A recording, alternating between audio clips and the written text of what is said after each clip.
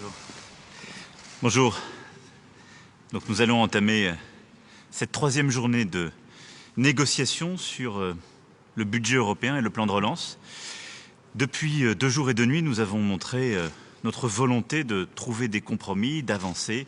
Et nous n'avons cessé, en lien très étroit avec la chancelière Merkel et avec le président du Conseil, Charles Michel, la présidente de la Commission, Ursula von der Leyen, de travailler justement à un compromis qui rende acceptable ce budget pour toutes et tous.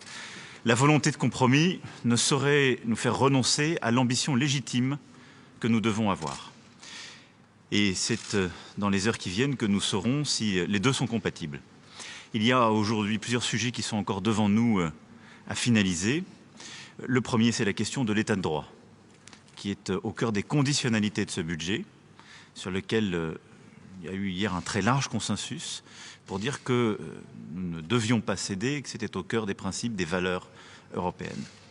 Il y a un deuxième sujet qui est celui du fonds de relance et de sa gouvernance, où on le sait, des demandes ont fait jour pour avoir plus de contrôle, plus d'intergouvernemental et ce principe d'unanimité. Des propositions ont été faites et il faut finaliser la discussion.